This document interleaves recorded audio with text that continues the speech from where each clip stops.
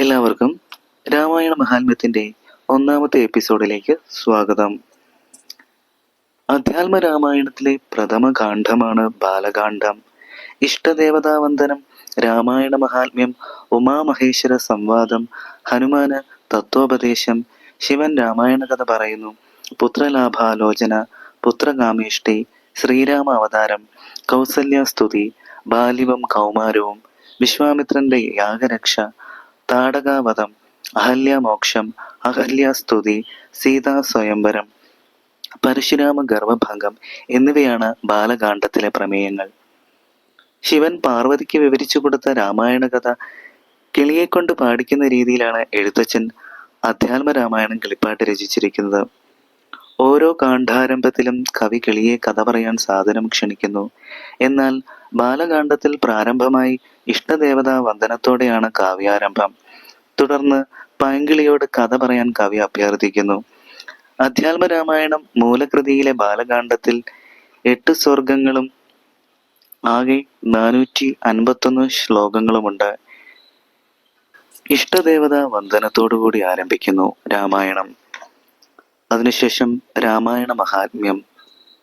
പണ്ട് 100 കോടി ശ്ലോകങ്ങളുള്ള ഒരു രാമായണം ബ്രഹ്മാവ് നിർമ്മിച്ചു. അത് ഭൂമിയിലില്ല.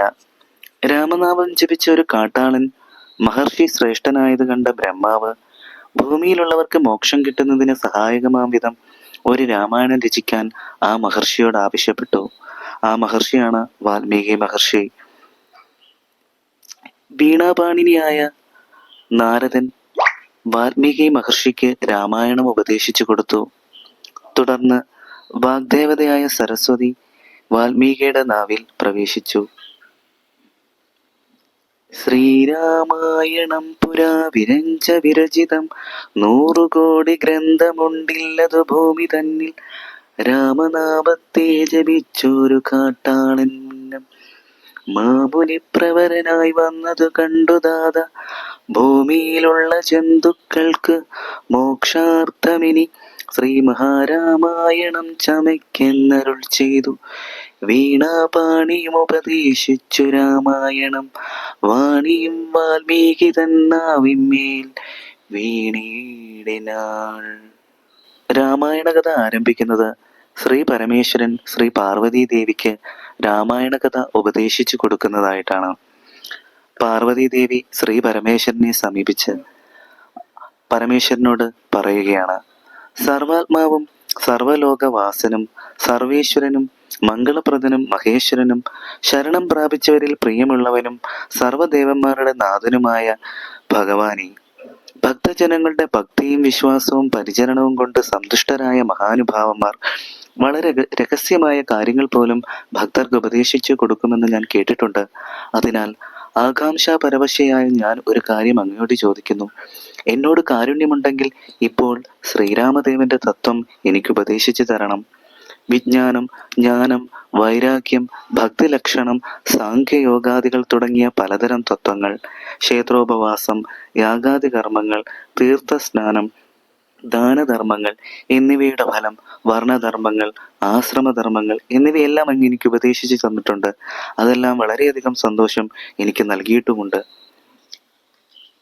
സർവാത്മാവായ നാഥ പരമേശ്വര പോറ്റി, സർവലോകവാസ സർവേശ്വര മഹേശ്വര, സർവശങ്കര ശരണാഗത ജനപ്രിയ, സർവദേവേശ ജഗന്നായക കാരുണ്യാംബുദേ.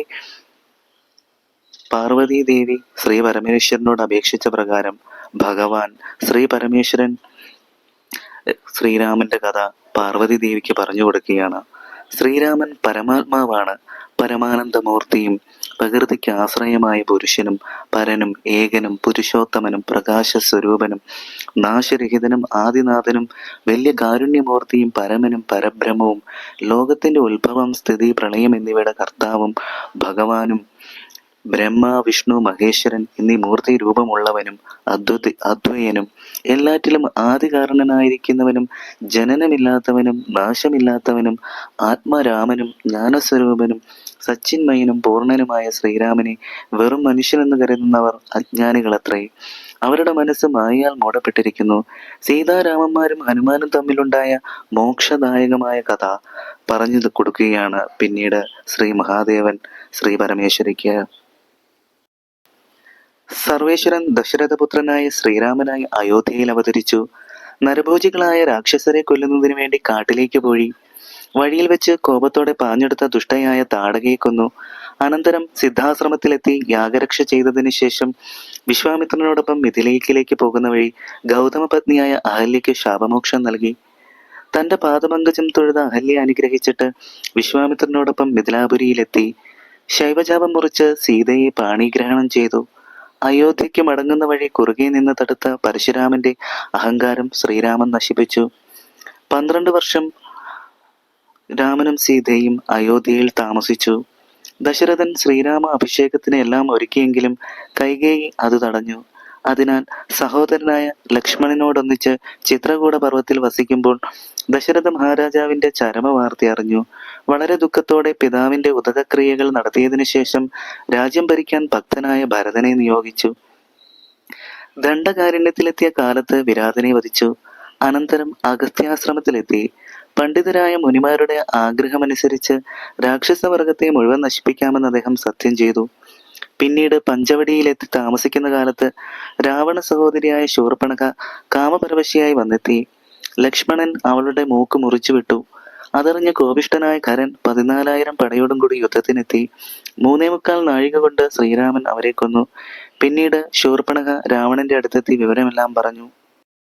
മായയാൽ മാനിന്റെ വേഷം ധരിച്ചു വന്ന മാരീചനെ വധിച്ച് ശ്രീരാമൻ മോക്ഷം കൊടുത്തു. ആ സമയം രാവണൻ മായാസീതയെ അപഹരിച്ചു കൊണ്ടുപോയി. ജടായുവിന് മായാമനുഷ്യനായ ഭഗവാൻ മോക്ഷം കൊടുത്തു. രാക്ഷസസ്വരൂപിയായ കബന്ധനെ കൊന്ന് മുക്തി നൽകി. അനന്തരം ശബരിയുടെ സൽക്കാരം സ്വീകരിച്ച് അവൾക്ക് മോക്ഷം കൊടുത്തു. പിന്നീട് പമ്പാതീരത്തെത്തി ഹനുമാനെ കണ്ടു. ഹനുമാനോട് കൂടി സൂര്യപുത്രനെ കാണുകയും അവനും ശ്രീരാമനും അഗ്നിസാക്ഷിയായ സംഖ്യത്തിൽ ഏർപ്പെടുകയും ചെയ്തു. അതനുസരിച്ച് ഇന്ദ്രപുത്രനായ ബാലിയെ ശ്രീരാമൻ കൊന്നു. തുടർന്ന് സീതാന്വേഷണം, ലങ്കാമർദ്ദനം, ദക്ഷിണ സമുദ്രത്തിൽ സേതു നിർമ്മാണം, രാവണന്റെ പുത്രന്മാർ, മിത്രങ്ങൾ, മന്ത്രിമാർ എന്നിവരെയും രാവണന്റെയും വധവും നടത്തി 3 ലോകങ്ങളെയും രക്ഷിച്ചു. ഭക്തനായ വിഭീഷണനെ ലങ്കാധിപതിയായി വാഴിച്ചു. അഗ്നിയിൽ മറഞ്ഞിരുന്ന സീതയെ വീണ്ടെടുത്ത് ലോകസമക്ഷം പരിശുദ്ധി എന്ന് തെളിയിച്ചിട്ട് ദേവന്മാരുടെ അനുജ്ഞ വാങ്ങി പുഷ്പക വിമാനത്തിൽ കയറി അയോധ്യയിലെത്തി. പട്ടാഭിഷേകാനന്തരം ദേവാദികളാൽ പൂജിതനായ ജഗന്നാഥനായ ശ്രീരാമൻ അയോധ്യയിൽ ഇരുന്നരുളുന്നു. യാഗങ്ങൾ കൊണ്ട് പൂജിക്കപ്പെടേണ്ട ശ്രീനാരായണനും നിഷ്കളങ്കനുമായ അദ്ദേഹം തന്റെ ഭക്തന്മാർക്ക് സായുജ്യമെന്ന മോക്ഷപദവി നൽകുന്നു. ഇപ്രകാരമുള്ള കർമ്മങ്ങൾ മായാഭഗവതിയായ സീതയെ കൊണ്ട് അദ്ദേഹം ചെയ്യിക്കുന്നു. നിർഗുണനും ലോകാഭിരാമനും നാശമില്ലാത്തവനും ഏകനും ആനന്ദസ്വരൂപനും ആത്മരാമനും അദ്വൈനും പരനും നിഷ്കളനും വിദ്വാന്മാരാകുന്ന വണ്ടുകൾക്ക് പൂന്തോട്ടമായിട്ടുള്ളവനും അച്യുതനും വിഷ്ണു ഭഗവാനും നാരായണനുമാണ് ജഗദ്ഗുരുവായ ശ്രീരാമൻ. അഞ്ജനാപുത്രനായ ഹനുമാന് താമരക്കണ്ണനായ ശ്രീരാമന്റെ തത്വം ഉപദേശിച്ചു കഴിഞ്ഞപ്പോൾ ശ്രീരാമൻ പുഞ്ചിരിയോടെ അത്യാകർഷകമായ ഭാഷയിൽ ഇങ്ങനെ പറഞ്ഞു: അല്ലയോ വാനരശ്രേഷ്ഠ, പരമാത്മാവാകുന്ന ബിംബത്തിന്റെ പ്രതിബിംബമാണ് ജീവാത്മാവ്. എന്റെ തേജോരൂപമാകുന്ന മായയിൽ ശരിയായി അത് പ്രതിഫലിക്കുന്നു. ഓരോ ജലാശയത്തിലും മഹാകാശം പ്രതിബിംബിച്ച് കാണുന്നത് പോലെയാണത്. സാക്ഷാൽ പരബ്രഹ്മമായ പരമാത്മാവ് നിശ്ചലമായ സാക്ഷിയായി വർത്തിക്കുന്നു. ആചാര്യന്മാരുടെ അനുഗ്രഹത്തോടെ തത്വമസി തുടങ്ങിയ മഹാവാക്യങ്ങളുടെ പൊരുൾ അറിയാൻ കഴിയും. ഇതറിയുന്ന എന്റെ ഭക്തൻ എന്റെ ഭാവത്തെ പ്രാപിക്കും. ഭക്തിയില്ലാത്തവർ പരമസത്യം അറിയാമെന്ന ഭാവത്തോടെ ശാസ്ത്രങ്ങളുടെ പടുകുഴിയിൽ ചാടി ബോധരഹിതരാകുന്നു. അവർക്ക് 100,000 ജന്മം കൊണ്ടും തത്വജ്ഞാനമോ മോക്ഷമോ ലഭിക്കുകയില്ല. പരമാത്മാവായ എന്റെ ഈ ഹൃദയരഹസ്യം ഭക്തിയില്ലാത്ത മനുഷ്യർക്കൊരിക്കലും നീ പറഞ്ഞു കൊടുക്കരുത്. ഇതിനേക്കാൾ ശ്രേഷ്ഠമായ മറ്റൊരു ഉപദേശമില്ല. കർക്കിടക മാസം 1-ാം തീയതിയായ ഇന്ന് നമ്മൾ രാമായണത്തിലെ ബാലകാണ്ഡത്തിലെ ഇഷ്ടദേവതാ വന്ദനവും രാമായണ മഹാത്മ്യവും ഉമാമഹേശ്വര സംവാദവും ഹനുമാന തത്വോപദേശവുമാണ് വായിച്ചത്. നാളെ കർക്കിടകം 2. ഇനി ശ്രീ പരമേശ്വരൻ പാർവതിക്ക് രാമായണ കഥ പറഞ്ഞു കൊടുക്കുകയാണ്. പുത്രലാഭോ ലോചന, പുത്രകാമേഷ്ടി, ശ്രീരാമ അവതാരം ഒക്കെ ഇനിയുള്ള ഭാഗങ്ങളാണ്. അപ്പം അടുത്ത എപ്പിസോഡിനായിട്ട് ട്യൂൺ ചെയ്യൂ. ഹരേ കൃഷ്ണ.